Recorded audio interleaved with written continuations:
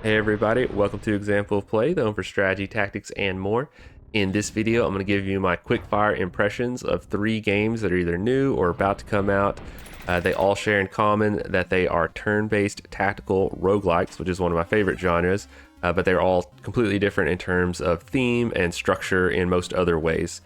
So without further ado, let's jump in and check out this little variety pack. Alright, so the first game we'll look at is Rogue Conflict.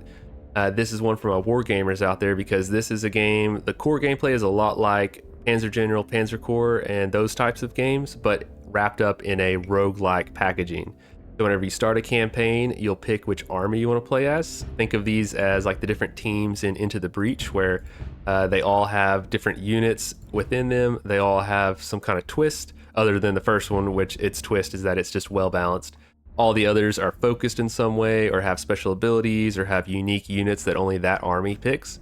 And eventually you'll be able to unlock up to 15 different armies, but you'll have to win the campaign with the simpler ones to unlock the higher level ones, which presumably are really powerful but also harder to play, is usually how that goes.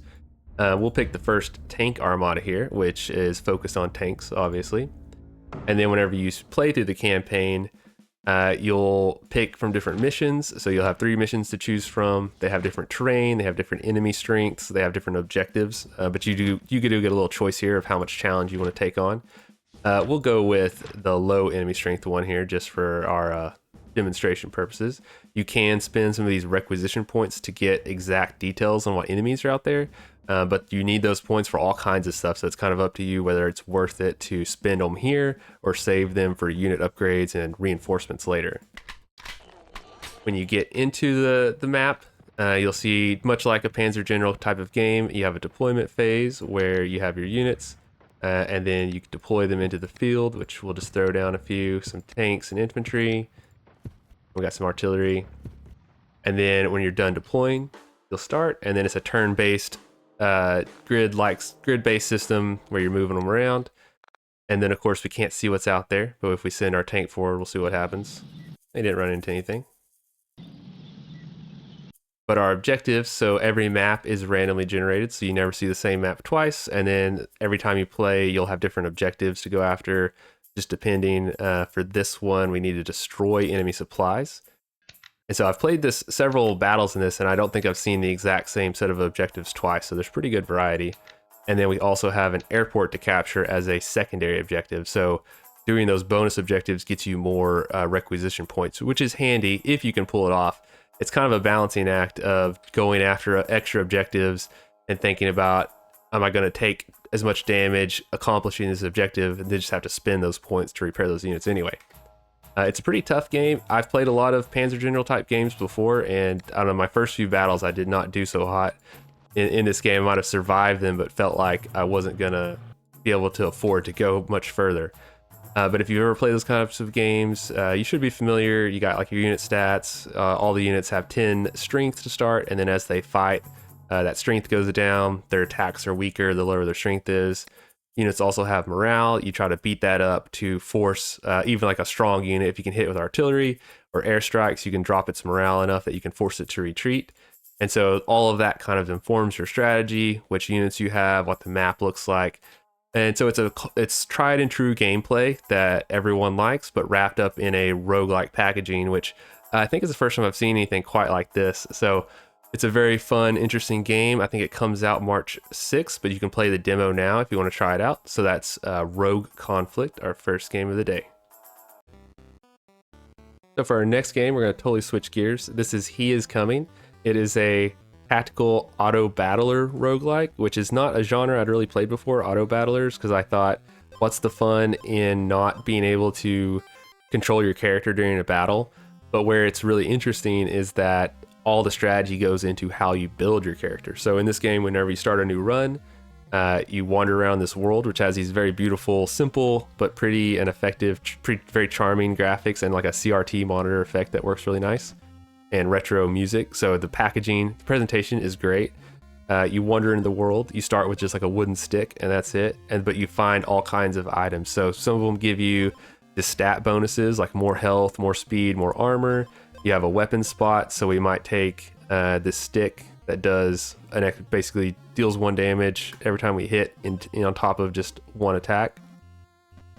But the strategy of the game is finding items that synergize. So you don't necessarily want to just take the items that give you the most stats, because just having lots of stats might not be really a winning strategy.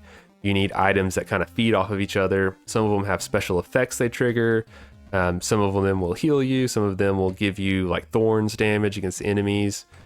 And then when you fight enemies, you don't level up from fighting enemies. Basically, the way you level up is by getting more items, by surviving to the end of the 3 days and fighting the boss. You can speed up the battle there. And so one of the really cool features that they just added in the demo is that you can play the normal mode, where all the bosses are like created by the developers and are unique and have themes and everything. But you can also play this Kingmaker mode, where you fight other characters' builds. So like this one, we hit tab and we see this is a character that another player played and then presumably died in their game. And then now it's a boss that we fight in our game. So you can see ahead of time what the boss is going to have. This guy's got like a ton of armor, 28 armor. But its attack's only 2, so it's not that much. So maybe we need to figure out a build for our character that can defeat armor really well, which there's items that are extra good against armor. And then up here at the top, we have a timeline. So basically we have 3 days and 3 nights to build our character before we fight the next boss. And then if we survive and defeat that boss, we get 2 more item slots over here. So that's basically how your character gets stronger, is by surviving, beating the boss, and now you can equip more items, and then you have more time to find better, higher level items. And then if we find like this merchant, and then whenever it's nighttime, we can't see as far. Then if we save up our gold, we see this merchant, we can buy items from him. And then at night, also enemies will come after you instead of you just going up to them. And overall, it seems really simple at first. That's what I thought at first, but the more I played it, the more addictive it became. It's one of those where you definitely want to play like one more run, because you can play it really fast once you're comfortable with the mechanics. And you'll find like a build, you'll need just like one more item to get something awesome. Or you'll have like this agonizing choice between, oh, do I take this or do I take that? And then of course, you might find that the next treasure chest you come across might have just the perfect item for you. And that's the fun of the game. Or if like that, you're not really paying too much attention, you just die. But as you play through the game, you'll find more and more stuff. So you'll unlock, there's challenges you do that you'll unlock additional items. There's like item sets you can come across, but there's tons and tons of different things in the game. So the more you play it, the more variability there is, the more stuff you unlock, the more options you have. And then you as the player get better at the game, because you learn what kind of strategies work, what kind of builds work. And so it's definitely one of those games where it rewards repeated play, because your skill grows in the game, and you can get further and further every time. So he is coming, a really cool game. I highly suggest try the demo out. Alright, so for our final game of the video, we have Dungeonfell. This is a party-based roguelike where you take 3 heroes into a dungeon, you fight a bunch of battles, you choose the route you want to take, and try to survive to the end. You've got a lot of different characters you can eventually unlock as you play, and then each one of them has like an upgrade tree where they can be upgraded over time through multiple playthroughs, gathering gold and resources to unlock those. You also have these are the upgrade tree here. You also have like a spell book that you can upgrade over time, and this gives you spells that you can take regardless of which characters you have. A lot of stuff to unlock. We'll go with our standard party here of, we got like a healer, a DPS, and a tank. And then you have different dungeons to go through, and then each one has multiple parts to it. We'll take this one, like the Egyptian themed starting one. And then you go through it kind of like Slay the Spire. You've got like a path to go through, and depending on which path you choose, you're going to have different levels of difficulty of enemies, different resources and rewards. And then the actual battle mechanics are really, really interesting in this game. It's definitely a case of like, don't judge a book by its cover, because you might think initially the graphics in this game look real cartoony. You might think, oh, this is a really simple game, but actually it's got some really solid, well thought out, well constructed mechanics. Some of the things it does, I don't think I've seen before in other games. A couple of the mechanics. So as you fight, your units have, each of your heroes has action points, so they start with 5, but those don't fully regenerate every turn. You only get half of them back every turn. So it kind of gives you a reason to maybe not use all your actions every turn. And then the other kind of cool twist is that as you use these moves, so you have the little yellow pips that show you how many action points they cost, they get more expensive each time you use them on that turn. So if you use like your basic attack, it costs 1 the first time, but it costs 2 the second time. And that kind of encourages you to not just spam the same attack over and over. You have to kind of mix it up and use different things. And I think that's a cool mechanic I'm not sure I've really seen too much before. And there's really, I could take 10 minutes to explain all the mechanics in this game, but it's pretty complex. There's a lot going on. And then like enemies, you can break enemies so that they can't attack. If you take these little purple pips out, that breaks the enemy and they won't be able to attack on their turn.